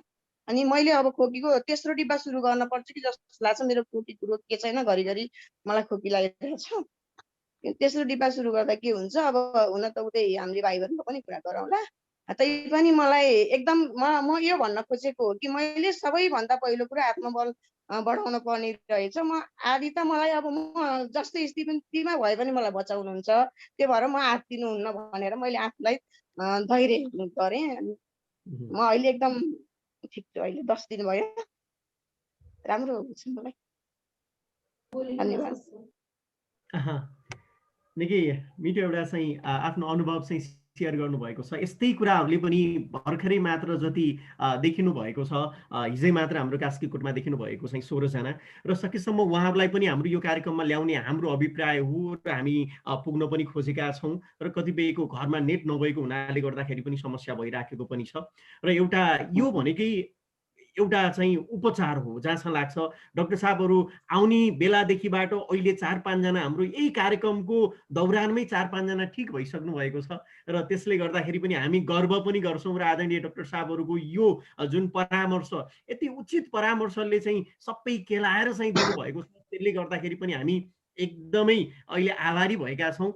र यहाँ चाहिँ विशालजीले एउटा प्रश्न जोड्नु भएको छ यति बेलाको यो क्रममा, जस्तो कि हाम्रो जनप्रतिनिधिज्यूहरू आदरणीय सन्तु म्याम यही हुनुहुन्छ र सँगसँगै अग्रसर सर पनि हुनुहुन्छ। बस्तागोडी म्याम प्लिज त्यसलाई चाहिँ म्युट गरिदिनुहोस् त। र विशालजीले यहाँ जोड्नु भएको प्रश्न के छ भने कतिपय बिरामीले सेनिटाइजर नपाएको भन्ने कुरा आएको छ। ती 16 जना मध्येबाट पनि राख्नु भएको छ। जनप्रतिनिधिलाई चाहिँ यो आग्रह छ र के हो विषयमा, यो विषयमा चाहिँ कुरा राखिदिनु हुनुको लागि सन्तु म्याम, अग्निदर सर यही हुनुहुन्छ। कृपया यो विषयवस्तुमा चाहिँ हाम्रो के ती 16 जना जति संक्रमित हुनुभएको थियो उहाँहरूले सेनिटाइजर र मास्क पनि घरमा नभएको कुराहरू चाहिँ जोड्नु भएको चाहिँ खबर प्राप्त भएको छ। यो विषयमा प्रकाश पारिदिनुहोस् न।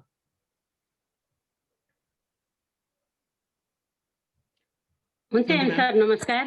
सबलाई नमस्कार, सम्पूर्णमा नमस्कार। जो आइसोलेसनमा बसिराख्नु भएको छ यहाँहरू सबैको शीघ्र स्वास्थ्य लाभको पनि कामना गर्दछु। धेरै आइसोलेसनमै रहेको हाम्रो साथीहरूले आफ्ना अनुभवहरू सेयरिङ गर्नुभएको छ। डाक्टर साहबले एकदमै म धेरै धन्यवाद वडाको तर्फबाट, मेरो तर्फबाट, कास्कीकोटवासीको तर्फबाटै जुन यो कार्यक्रममा डाक्टर साहबहरूले असाध्यै राम्रो परामर्श दिनुभएको छ। उहाँहरूको आत्मबल बढ्ने किसिमको यो कार्यक्रमले प्रभाव पारिरहेको छ। जुन हाम्रो हेम सर लगायत डाक्टर साहबहरूलाई धेरै धेरै धन्यवाद र आभार पनि व्यक्त गर्न चाहन्छु। र हामीले फेरि पनि हिजोको जुन हाम्रो 16 जनामा देखिरहेको छ त्यो देखिरहेको लक्षण देखिरहेकोलाई हामीले हिजो पनि हामी 5 जनाले सँगसँगै वडाको सचिव लगायत हाम्रो खरिदार इन्द्रजीसी लगायतले फोन गरेर उहाँहरूलाई हामीले यो सञ्जालमा जोडिनको लागि पनि हामीले प्रयत्न गरिरहेका छौँ। अघि नै भनिसक्नुभयो हेम सरले नेटको अलिकति समस्या छ, गाउँमा त्यति राम्रोसँग नेट जोडिरहेको नभएको हुनाले र पनि हामीले उहाँहरूलाई आग्रह गरिरहेका छौँ। उहाँहरूलाई असाध्यै सहज तरिकाले यो परामर्श पाउनुहुन्छ भने छ। आज बिहान पनि मैले लगभग सबैजनालाई फोन गरेँ, 15 जनाको लाग्यो, 1 जनाको लागेन। उहाँहरूले अहिलेको अवस्थासम्म आजको अवस्थासँग फेरि हामीसँग त्यस्तो साह्रै समस्या छ भनेर त भनिरहनु भएको छैन, सायद भन्न पनि सक्नु भएको छैन होला। हामीले फेरि हाम्रो फोन नम्बर पनि टिपाइराखेका छौँ, अनुरोध गरिरहेका छौँ। कुनै केही अप्ठ्यारो समस्या पर्यो भने हामी जोसुकैलाई पनि कन्ट्याक्ट गर्न सक्नुहुन्छ है भनेर हामीले सामाजिक सञ्जाल मार्फत पनि भनिरहेका छौँ। कुरा सेनिटाइजर र मास्कको मात्रै आयो। मास्क र सेनिटाइजर पनि हामीले अहिले हाम्रो वडामा पनि अलिकति व्यवस्थापन छ र हामी त्यसलाई व्यवस्थापन पनि गर्न सक्छौँ। उहाँहरूलाई यो सामाजिक सञ्जालमा हेम सरसँग त्यता रिक्वेस्ट गर्नुभयो, तर पनि कहाँ हो कुन साथीलाई त्यो समस्या परेको छ त्यो सामान्य कुरा हो, त्यसको निराकरण गर्नलाई वडाले पनि सक्छ र हामी गर्छौँ। र हाम्रो 25 जना स्वयंसेविकाहरू मार्फत पनि हामीले उहाँहरूलाई त्यहाँ नजिक त्यस्तो आवश्यकै पर्ने ठाउँलाई हामीले मास्कहरू पनि पठाएका छौँ। 2-2 प्याकेट हाम्रो स्वयंसेविकाहरू मार्फत छ। आवश्यकै परिहालेको भए उहाँहरूसँग कन्ट्याक्ट गर्दा पनि उहाँहरूले पनि उपलब्ध गराउन सक्नुहुन्छ र त्यसको लागि हामी तत्परता छौँ, हामीले गरेका छौँ। र अघि नै डाक्टर साहबले भन्नुभयो, हाम्रो दुर्गा म्याडमले असाध्यै भन्नुभयो कि दुर्गा म्याडमलाई भएको त्यति धेरै दिन त भएको थिएन, आज 10 दिन भएको छ, तर 10 दिनमा उहाँले आफ्नो कुरा एकदमै राख्नुभयो। डाक्टर साहबले आधा जसो बिमार चाहिँ मलाई डाक्टर साहबको सल्लाहले सन्चो भयो भन्नुभयो नि, त्यो चाहिँ आधा जस्तो डाक्टर साहबको परामर्श त भयो भने आधा जस्तो आफ्नो आत्मबलै विश्वास गर्नुपर्छ र आफ्नो आत्मबलै बलियो बनाएर यो कोभिडसँग लड्न सकिन्छ भन्ने विश्वासका साथ हामी अगाडि बढ्नुपर्छ। वडावासीहरू सचेत रहनुहोस्, हामीले एकदमै आग्रह गरिरहेका छौँ, तर पनि वडामा अलिकति लापरवाही गरिरहनु भएको छ। अस्ति जुन हामीले हिजो मात्रै म तल्लो बेलबाट जुन कृषि मार्ग हुँदै फर्केँ, माथिबाट गएर कृषि मार्ग हुँदै फर्किने क्रममा हामीसँग त्यहाँ स्वाब सङ्कलन गरेर गएको साथीहरूले होइन मलाई केही भएको छैन भनेर फेरि यताउता हिँडिदिनु भएको छ। अब हामी मानव 5 जना प्रतिनिधि छ, हाम्रो 32 वटा टोल छ, त्यो टोलमा प्रत्येक व्यक्तिले के गर्छ भनेर सबै सम्भवतः हामीलाई पनि थाहा नहुन सक्छ। यो बेला भनेको स्वयं व्यक्ति आफै सचेत हुने हो। आफै सचेत हुँदै पनि कुनै त्यस्तो समस्या परिहाल्यो भने खबर गर्ने हो। 5 जना जनप्रतिनिधिले सबैतिर भ्याइदिन्छ भन्ने कुरा त्यो पनि अलि असम्भव पनि हुन सक्छ र उहाँहरूले आफू सचेत हुनुपर्छ। त्यहाँबाट स्वाब सङ्कलन गरेर गएको साथीहरू उहाँ वल्ल भएर पल्लो भएर गएर चिया खाएको भन्ने पनि हिजो मैले थाहा पाएँ। अब त्यस्तो गरिदिनु भयो भने त समस्या हुन्छ। हामीले त्यहाँबाट त्यति रिक्वेस्ट गरेर पठाएका छौँ, तपाईँ स्वाब सङ्कलन दिएर गइसकेपछि अब तपाईँ एकान्त ठाउँमा बस्नुहोस्, तपाईँको रिपोर्ट नआइन्जेल तपाईँको परिवारसँग पनि सँगै नबस्नुहोस् है भनेर हामीले त्यहाँबाट पठायौँ। उहाँ गइसकेपछि दायाँ बायाँ गरेको भन्ने हिजो मात्रै मैले थाहा पाएँ। त्यहाँपछि मैले उहाँलाई बोलाएँ। एउटा छिमेकमा के हुँदो रहेछ भने हामी आफै गएर त्यहाँ बोलाएर उसलाई टाढा राखेर अरू त्यहाँ वरपरको छिमेकीलाई नि बोलाएर सम्झायौँ भने उहाँ पनि बाहिर ननिस्कने त्यो वातावरण बन्द रहेछ र छिमेकीहरूले पनि अलिकति त्यो अपहेलना गर्ने हुन्छ नि, ओहो कोभिड भएको भनेपछि त्यो घरतिर हेरे पनि सर्छ कि भन्ने हाम्रो मानसिकता छ क्या गाउँतिर। फेरि कोभिड भएको बिरामी भएको घर छ भने त्यो घरतिरै हेरे पनि त्यो घरको झ्याल्टो उसले हेरेछ भने पनि आफू च्याइ उसको झ्याल हेर्छ, ल झ्याल्टो हेरिछ भन्ने नि जस्ता समस्या पनि हुँदो रहेछ। त्यसको लागि हामी आफै स्वयं जनप्रतिनिधि नै त्यहाँ पुगेर अलिकति छिमेकीहरूलाई टाढा राखेर पनि त्यो परामर्श गरेका छौँ। त्यसमा हाम्रो ठाउँबाट लाग्छ हामीले 6 वर्षसम्म यहाँहरूको हाम्रो सम्पूर्ण कास्कीकोटवासी लगायत सबैको ज्यान जोगाउनु नै महत्त्वपूर्ण काम हो, ठुलो सम्पत्ति नै त्यही हो भन्ने हिसाबले हामी लागिरहेका छौँ। कहीँ त्यस्तो कसलाई रहेछ त्यो मास्क र सेनिटाइजरको आवश्यकता परेको भए हामी वडाबाट पनि त्यसलाई म्यानेज गर्न सक्छौँ। हेम सर धेरै धेरै धन्यवाद म्यामलाई। र विशेष गरी स्वास्थ्य स्वयंसेविकाले लक्ष्य भनेर दिएर उहाँ अब काममा पनि व्यस्त भएर घरमा नपुगेको पनि हुन सक्नुहुन्छ।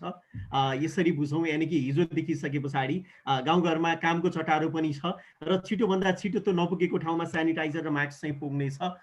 र डाक्टर साहबलाई यति बेला जस्तो कि हाम्रो कास्कीकोटको केसमा हेर्दाखेरि हिजो 5औं दिन स्वाब लिएको 5औं दिनको दिन रिपोर्ट आइसके पछाडि चाहिँ जतिलाई पोजिटिभ आएको छ नि, र कतिपयले त अब त्यो 5औं दिनभन्दा पहिले जिति पनि सके भन्ने चाहिँ एउटा आत्मबल बढिसकेको छ। र त्यो बाँकी रहेकोहरू जति हुनुहुन्छ अलिकति सिरियसै भएकोहरूले उहाँहरूले अब कस्तो कस्तो कदमहरू अपनाउनु पर्ला, खानामा कसरी के ध्यान दिनु पर्लादेखि त लिएर यी विविध कुराहरूलाई चाहिँ जोडेर प्रस्तुत हुन् कि सर?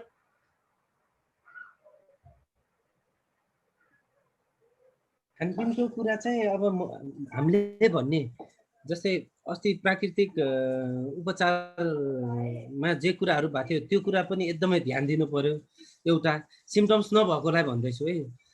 अब अर्को चाहिँ हाम्रो तर्फबाट चाहिँ खानपिनको कुरामा चाहिँ म चाहिँ झोल कुराहरू, सुपहरू अनि खानेकुरामा चाहिँ यो कार्बोहाइड्रेट युक्त कुराहरू कम, प्रोटिन युक्त कुरा ज्यादा, सुपहरू, झोल कुराहरू, तरकारी, फलफुल, माछा मासुको झोल। माछा मासु पनि खाना नहुने चाहिँ हुँदैन, यसमा खाना मिल्छ तर एकदमै धेरै मात्रामा खानु भएन, मसला फ्राई गरेर यसरी चाहिँ खानु भएन। अब खानेकुरामा चाहिँ यो भातजन्य कुराहरू जुन मैदाजन्य, भातजन्य, मैदाहरू यस्तो प्रोसेस्ड फ्लोरहरू हुन्छ नि, यस्तो कुराहरू चाहिँ कम गरेको राम्रो हुन्छ, सकेसम्म नखाएकै राम्रो। अब जस्तै हामीले अस्ति फाइबरयुक्त कुराहरू भन्नुभयो नि, फाइबरयुक्त कुरामा चाहिँ यो जुन कोदोहरू भयो, यिनीहरू चाहिँ खानको लागि एकदमै राम्रो हुन्छ। अरू चाहिँ यो प्राकृतिक जुन खानपिनको कुराहरू थियो, जुन चार्ट उहाँले दिनुभएको थियो, त्यो चाहिँ एकदमै उपयुक्त छ सङ्क्रमणभन्दा अगाडि र सङ्क्रमणको अघिल्लो फेजमा चाहिँ लिने डाइटमा छ। डाक्टर साहबलाई मैले एउटा सानो कुरा सोधेँ, यो मनतातो पानी र कागती यो 3 चिज मिसावट गरेर पिउँदा के असर केही पर्ने हो र डाक्टर साहब?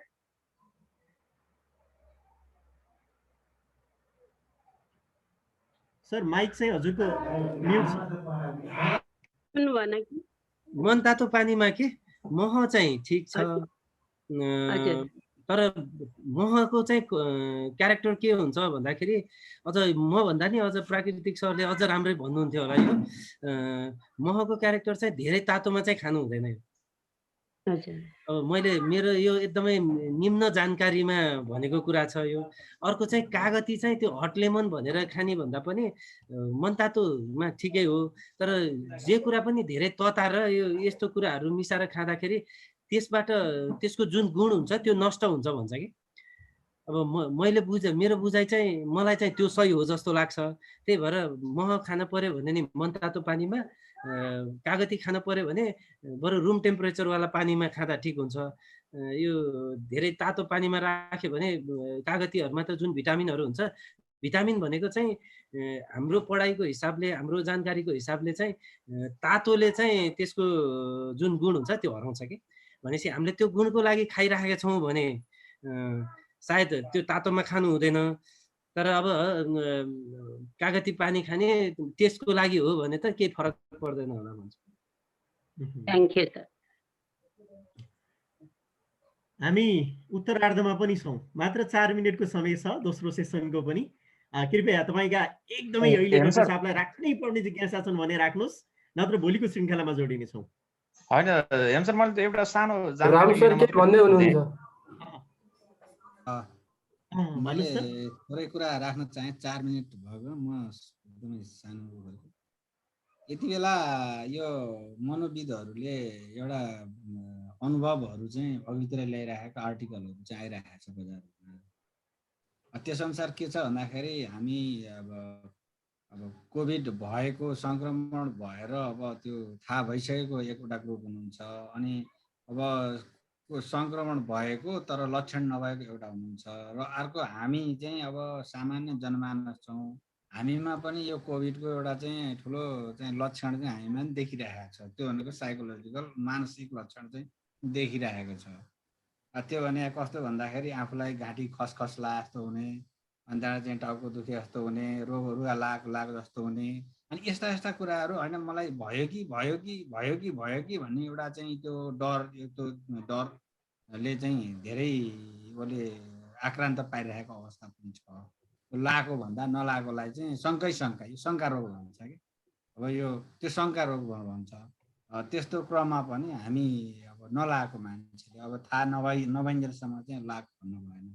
नलागेको मान्छेहरूले पनि प्रशस्त रूपमा पानी पिउने, अनि त्यसपछि यो मेजरहरू चाहिँ जति पनि अब सङ्क्रमित र छ त्यो मेजरहरू चाहिँ हामी नर्मलहरूले पनि त्यो मेजरहरू राम्रोसित युज गर्यो भनेदेखि हामीलाई पनि बस्ने चान्सेस चाहिँ धेरै छ भन्ने कुरा चाहिँ यो मैले जानकारी गराउन खोजेँ। धन्यवाद।